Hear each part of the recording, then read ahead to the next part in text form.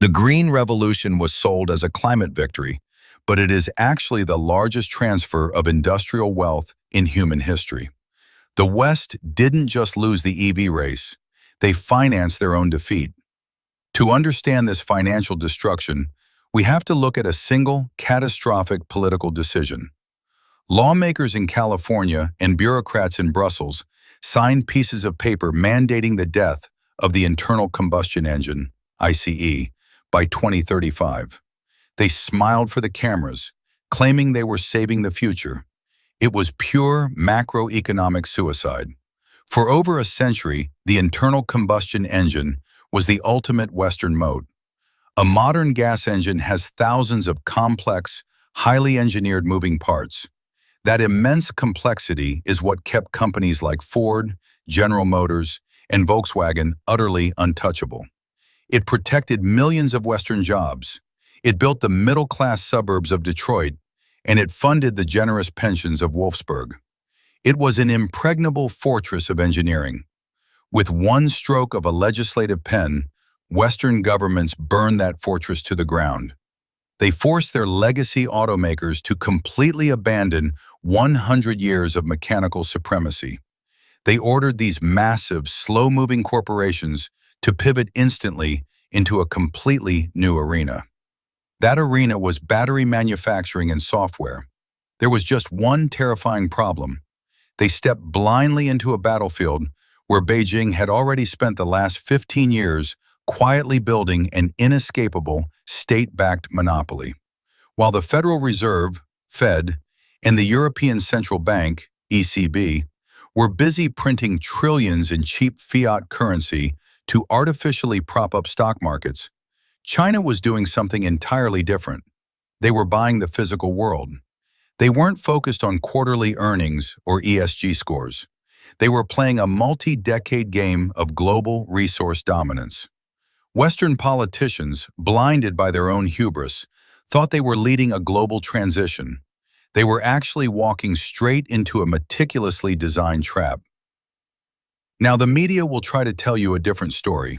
They want you to believe in the Tesla supremacy. They paint Elon Musk as the undisputed king of the electric world, wrapping his cars in the American flag. They use Tesla to give you a false sense of security. They want you to think the West is still winning. That is a dangerous illusion. It blinds the public to the brutal mathematical reality. Look at the actual, undeniable data. In 2023, a Chinese conglomerate named BYD officially eclipsed Tesla in total global EV volume. They didn't just catch up to the American champion, they lapped them on the global track. And if Tesla is feeling the heat, the traditional giants are completely suffocating. Legacy brands like Ford and Volkswagen are bleeding billions of dollars trying to build electric cars that nobody can afford. Why? Because they are playing a game they fundamentally do not understand. They traded a century of proprietary mechanical dominance for a battery technology they do not control. This isn't just a corporate mistake. This is a direct threat to your personal wallet. The Western automotive sector is a foundational pillar of the broader economy. Your job, your local real estate market, and your retirement portfolio heavily rely on the survival of these industrial giants. When they hemorrhage cash, the shockwave eventually hits your paycheck. You might look at your Ford or Volkswagen parked outside and think, at least it's built here. But if you rip open the floorboards of that car, you'll find a dark, incredibly expensive secret. Part 2. The Battery Monopoly. Assembling a car in Michigan or Stuttgart means absolutely nothing if 80% of the vehicle's actual value is dug out of the ground and refined in Shenzhen. Let's use the bar napkin rule. Imagine we are sitting at a diner and I draw the layout of a new electric vehicle on a napkin for you. It looks exactly like a normal car on the outside. Economically, it is a completely different species. An EV is not a sleek tech gadget like the smartphone in your pocket. It is a 1,000-pound, $15,000 chemical bomb on wheels. In the old world, the engine was just a piece of the puzzle. In the new world, the lithium-ion battery is everything. It is the engine, it is the gas tank, and it is the beating heart of the machine. And your country has absolutely no idea how to make one from scratch. To understand why, we have to track the dirt. We have to look at the physical reality behind the pristine green marketing campaigns. The raw materials for these batteries are scattered across the globe. Lithium is mined in the scorching deserts of Australia. Cobalt is pulled from the red dirt of the Congo. Western politicians love to proudly announce when they secure mining rights in these countries. They hold press conferences claiming they have secured the supply chain. They think they are safe. They are brutally, mathematically wrong. Mining is just the act of digging dirt out of the ground. You cannot put raw, radioactive dirt into a brand new Ford Mustang Mach-E. That dirt must be chemically refined, purified, and processed into high-grade battery materials. This is the ultimate bottleneck.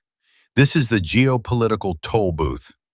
Beijing controls roughly 70 to 90% of the global refining capacity for these critical minerals. They don't just participate in the market, they own the choke point. The supply chain chokehold is absolute. Even if an American company owns a lithium mine in Nevada or Australia, that raw material almost always has to be loaded onto a cargo ship.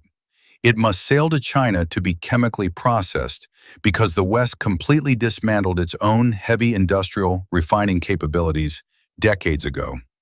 This completely destroys the illusion of made in America or made in Europe. You can slap a local badge on the steering wheel. You can film a commercial with a rugged cowboy driving the truck through the mountains, but it is just a hollow shell. You are paying a massive, crippling premium for a locally assembled piece of metal. But the beating heart of the machine, the single most expensive component, belongs entirely to a geopolitical rival. Drop a comment below. Have you ever looked at the sticker price of a new EV and wondered why a battery on wheels costs as much as a small house? Let me know what normal EVs cost in your city right now. Think about what this means for the average family. The media shames you for driving a reliable 10-year-old Toyota. They tell you to do your part for the planet and buy an $80,000 electric SUV. But with interest rates soaring, financing that car will bleed the middle class dry. It is a direct wealth transfer from your bank account through the Western dealership straight into the pockets of foreign battery refiners. Western politicians finally realized they were walking into a trap, so they did what they always do. They opened the taxpayer vault and started printing billions to buy their way out. But there was a fatal, humiliating flaw in their math. Part 3. The subsidy black hole.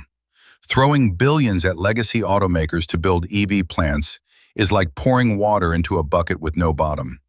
Western taxpayers are unwittingly funding the exact Chinese supply chains they are trying to escape.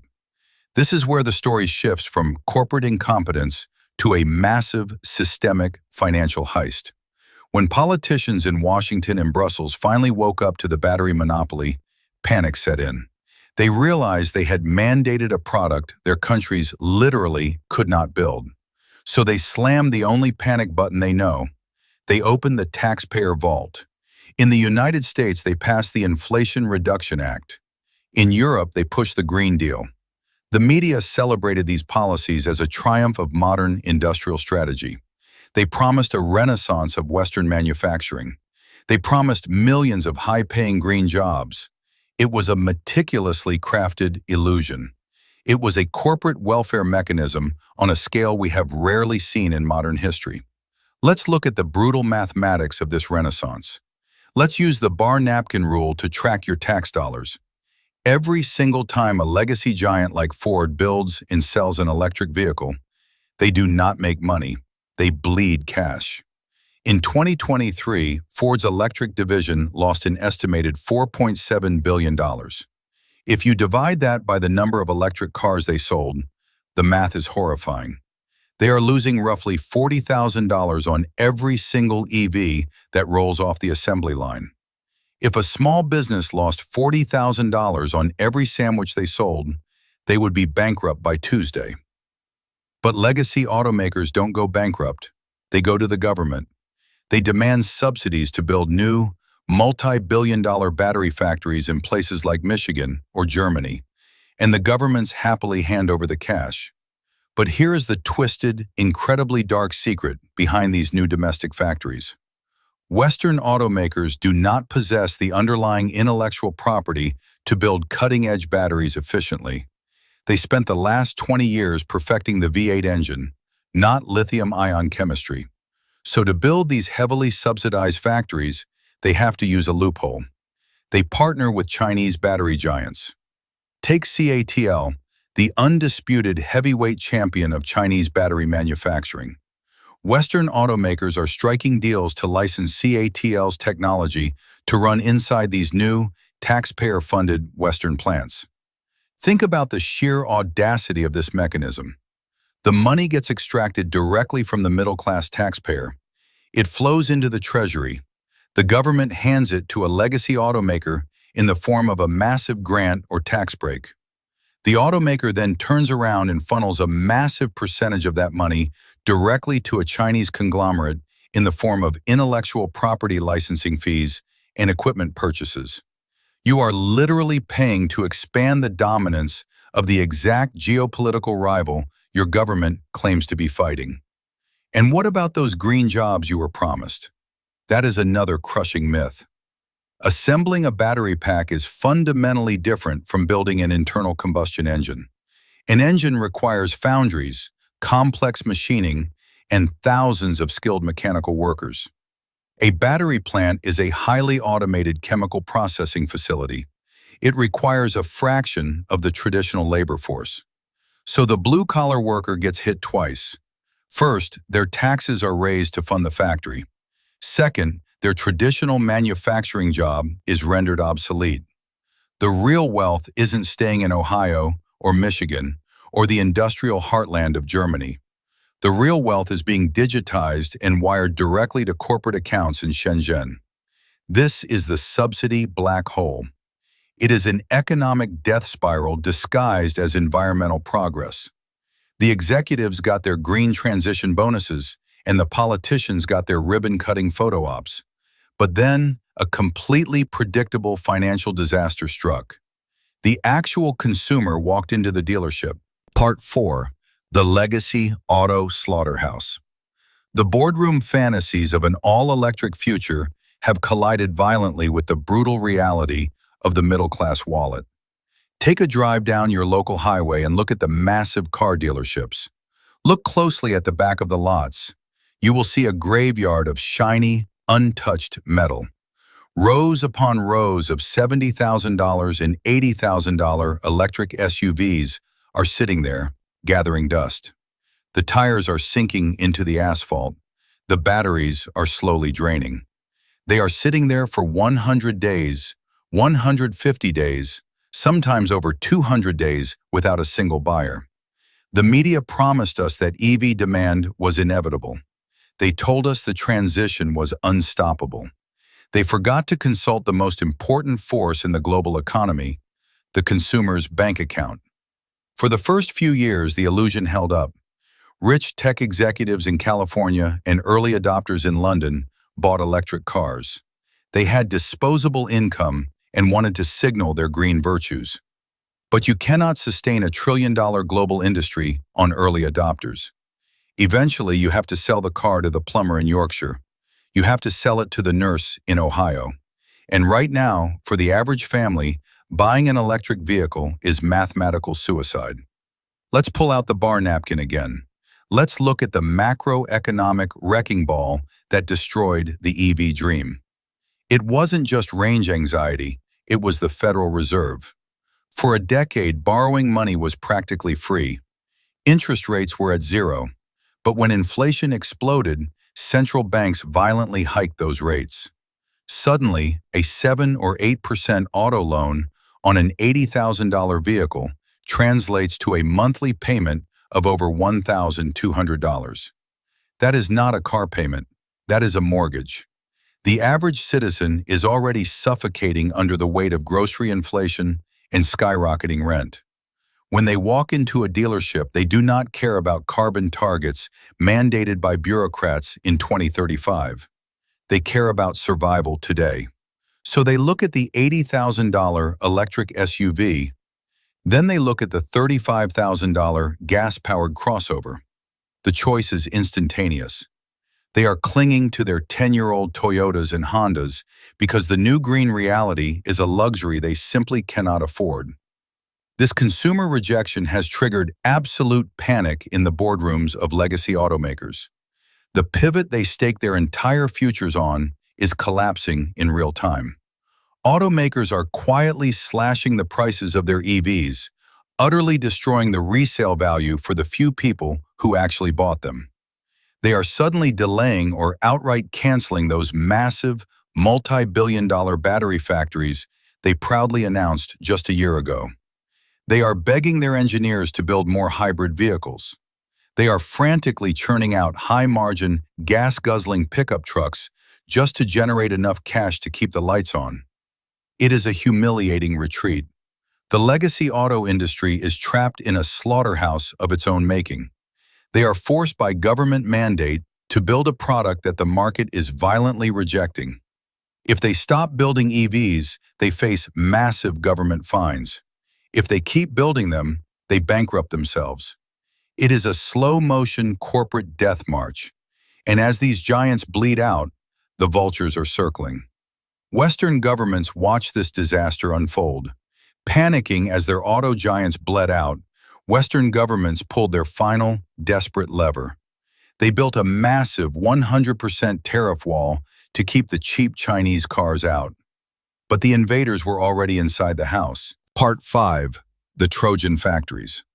Protectionism won't save the West.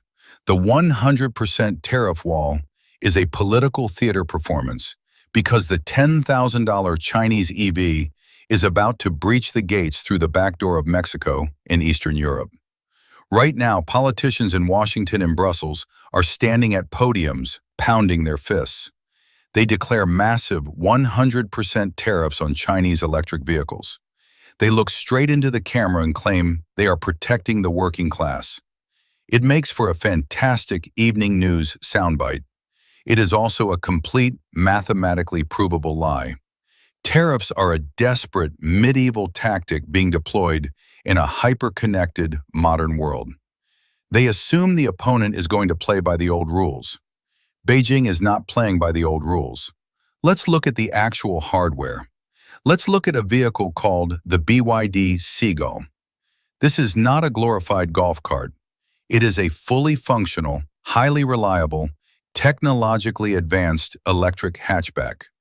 In China, this car sells for roughly $10,000. Here is the most terrifying part of that sentence.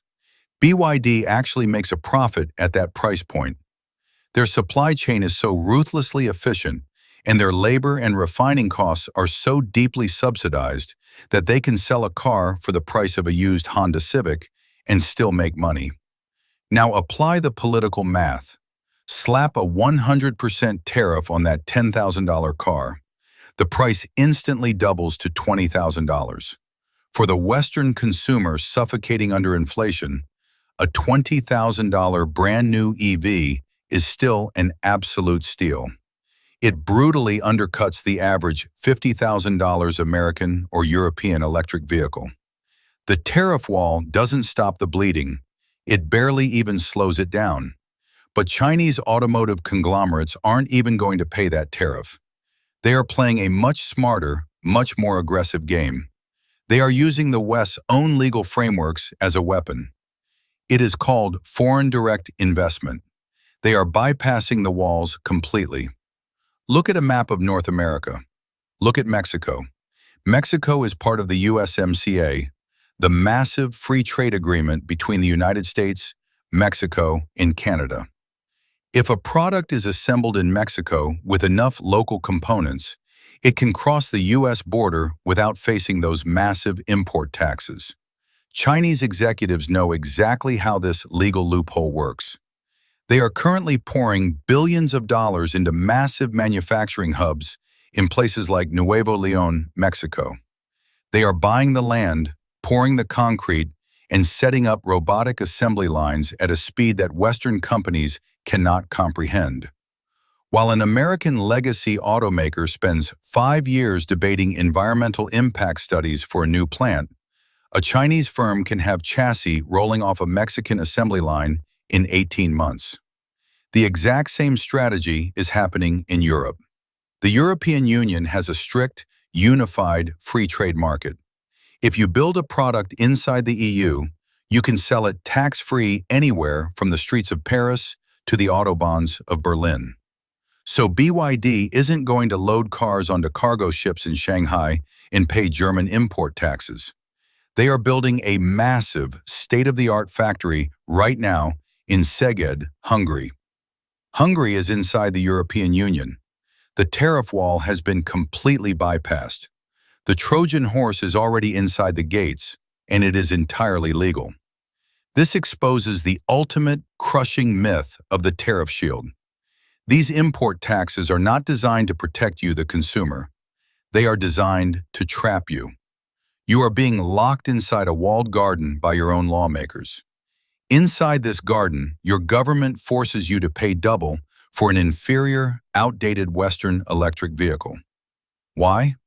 Simply to bail out incompetent corporate executives who spent the last decade asleep at the wheel, handing out dividends instead of funding research. They failed to innovate. Now they are using the law to make you pay the price for their failure. Look at your own monthly budget right now. If a highly reliable, brand new electric car was offered to you tomorrow for $12,000, but it was a Chinese brand, would you buy it? Or would you willingly pay $40,000 for a local brand out of pure patriotism?